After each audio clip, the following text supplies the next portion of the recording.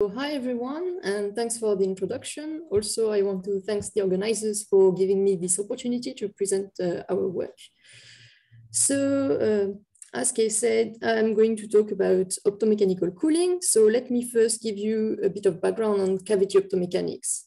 So cavity optomechanics is when you couple optical and mechanical degrees of freedom, and more precisely, the optical part is an optical cavity in this case. So what you have is typically you have a cavity with one moving end mirror, and this moving end mirror is the mechanical degree of freedom. So when the mechanical resonator moves, it changes the length of the cavity, and therefore it changes the resonance frequency of the cavity. On the other hand, if you put more photons inside the cavity, you increase the radiation pressure on the mirror, and therefore you shift the rest position of the mechanical resonator. And that's how you can couple the cavity mode with the mechanical modes. So what we want to do with this kind of system is optomechanical cooling. That is, we want to reduce the fluctuations of the mechanical resonator.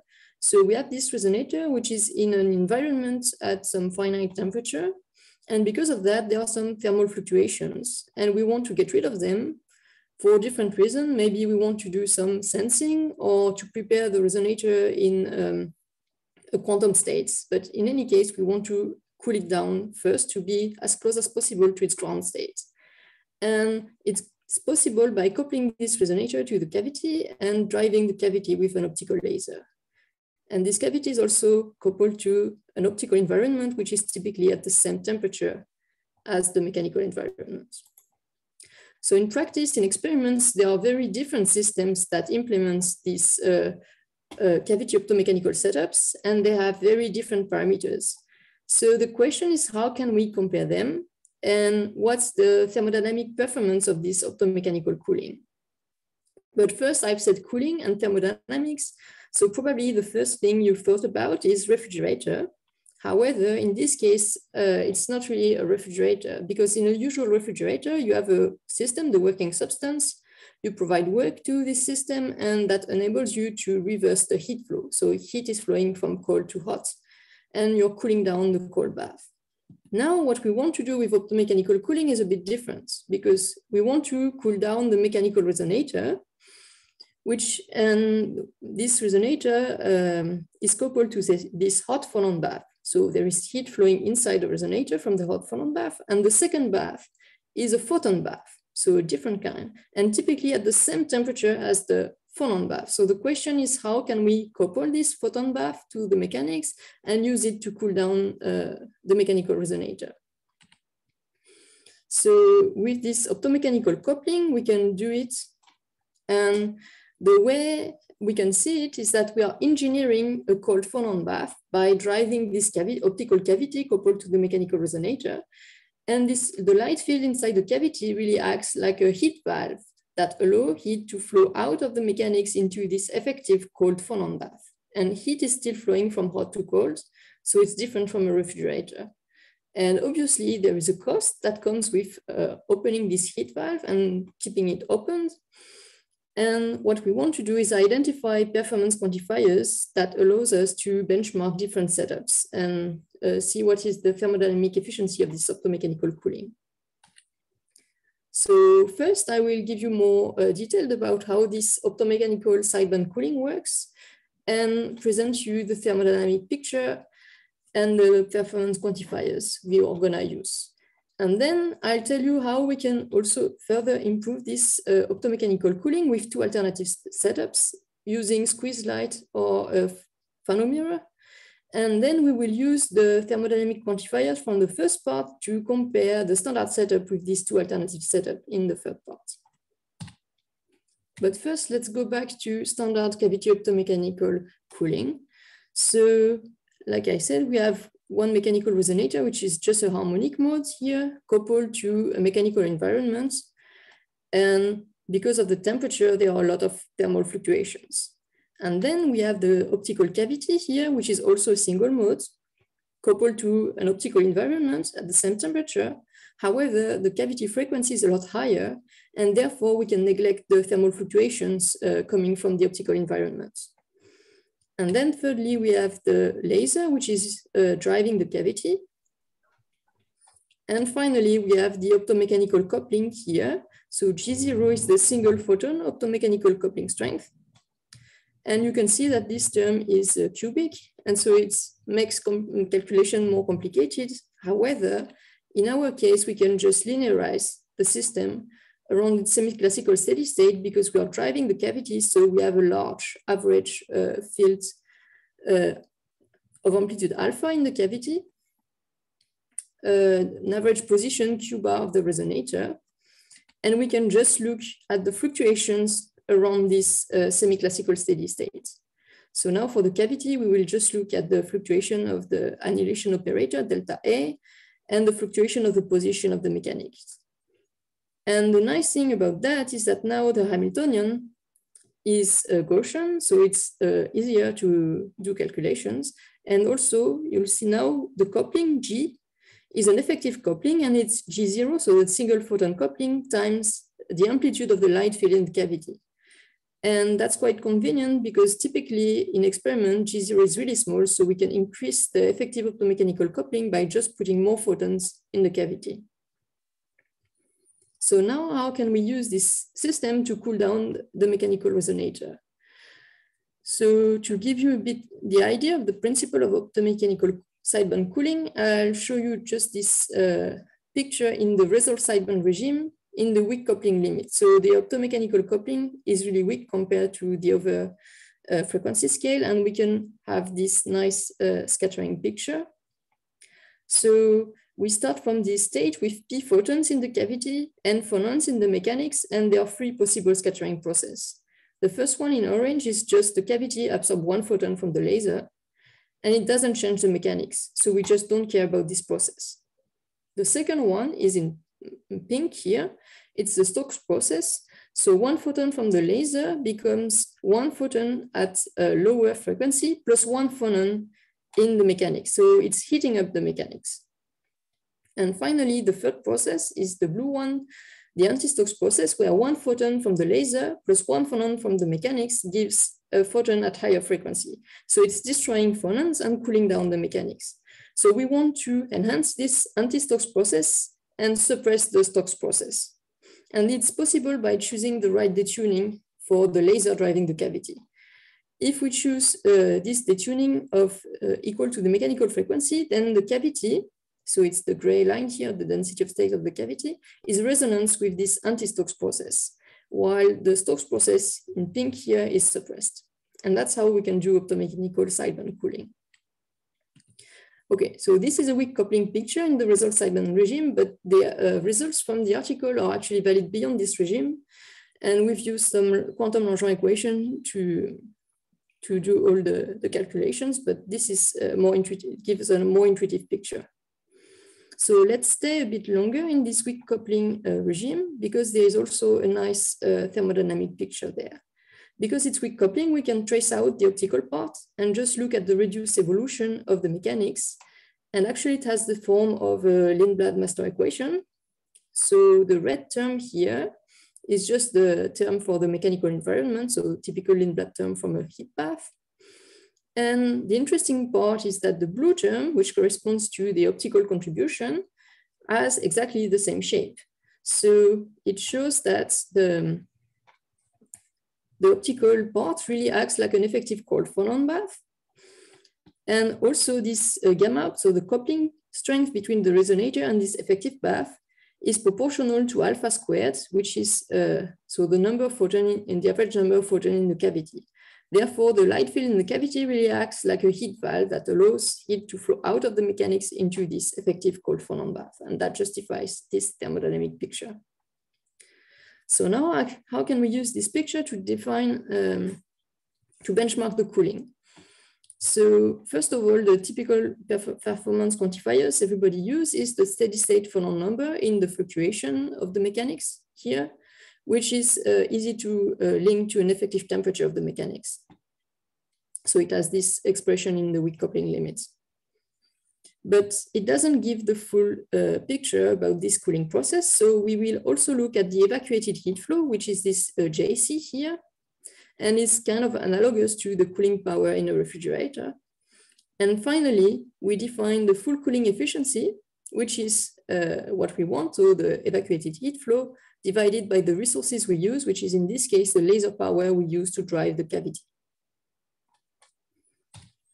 So now we have these three performance quantifiers, and in the next step will be to use them to compare different setups. And so first, let me introduce these setups.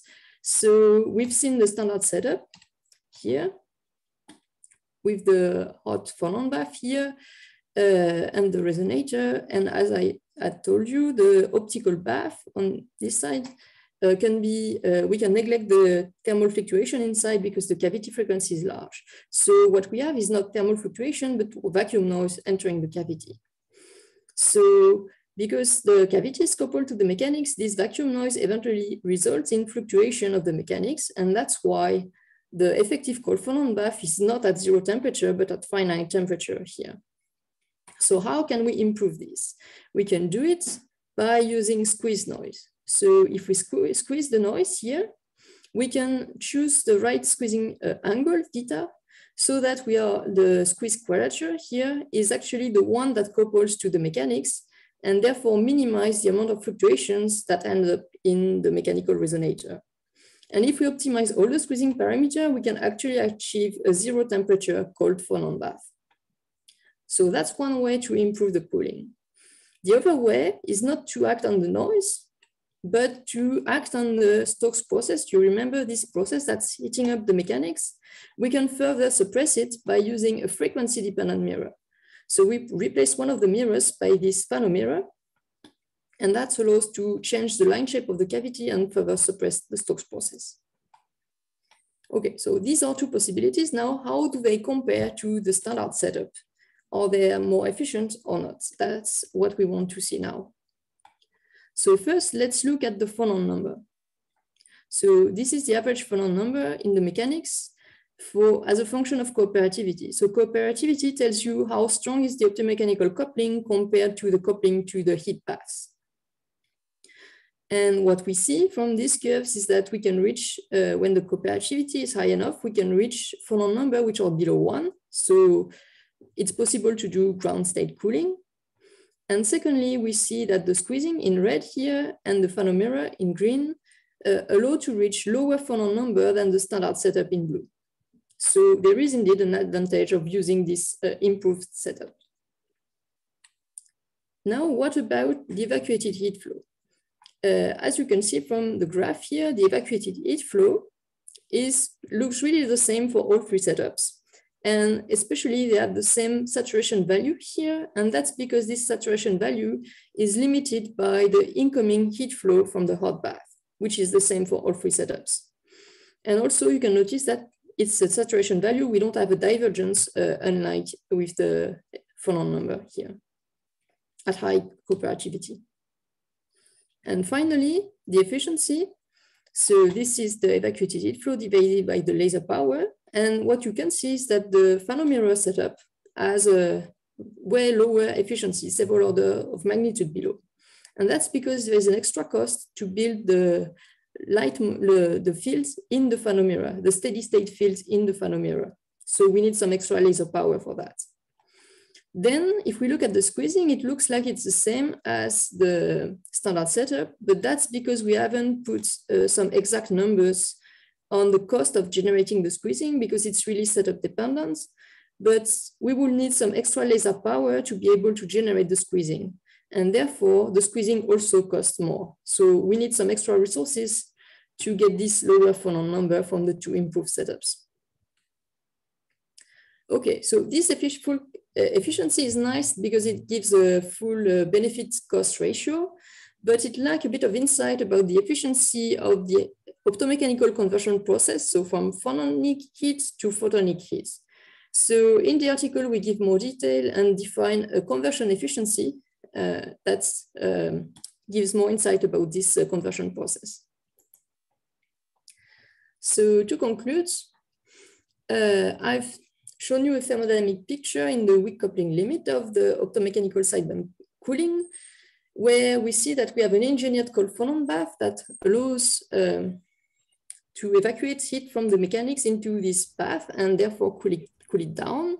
And it's not a refrigerator because heat is still flowing from hot to cold. And then we can use this picture to benchmark this sideband cooling beyond the only phonon number, but we can also look at the evacuated heat flow and cooling efficiencies. And this can be defined beyond the weak coupling regime that I've shown you in this presentation.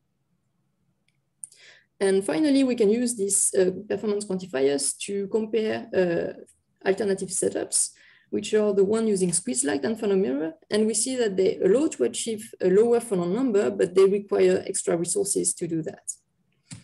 So you'll find more details and comparison of existing experimental platform in the article. And our outlooks are to apply these insights to more general kind of optomechanical thermal machines. And we're also looking into optomechanics with 2 phonon mirrors. So thank you for your attention, and here are my collaborators on this project. Thank you very much, Juliette. It was a great talk. Do we have questions? We have time for questions.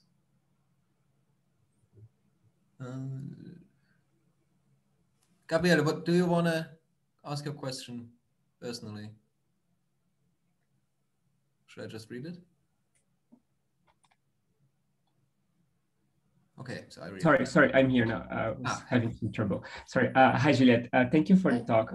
I was wondering if you could comment a little bit more on the divergence of the average phonon number with the increase in cooperativity. Is that a limitation of the approximations of the theory? Is this physical? It's okay. The setup loses its stability. Like the semi-classical steady state actually. Oh no, it's really okay. It's the system which is no longer stable. There is no longer a steady state. But do you think this would be this would actually happen, or is this a consequence of the approximations used in this description?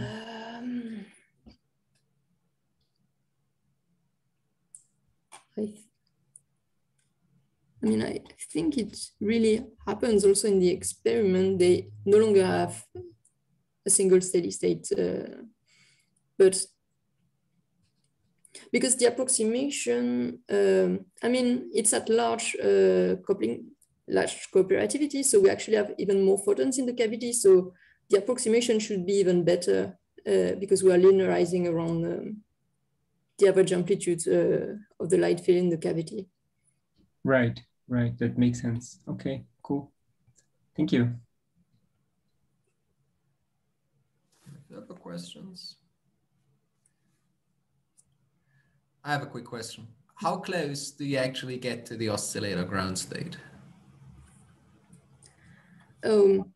So it depends a lot on the actual experimental platform and where they start from, and the initial frequency, like the frequency of the mechanics. But in this case, the average number of phonon in the end is close to 10⁻². Okay, so really small. Yes, it can be really, the definition of reaching the ground state is basically being strictly below 1 on average in number of phonons. Yeah, but it's really, really small. So it's also really important that the mirror is quantum. You Yes. need a quantum model to describe it. Okay. Yes.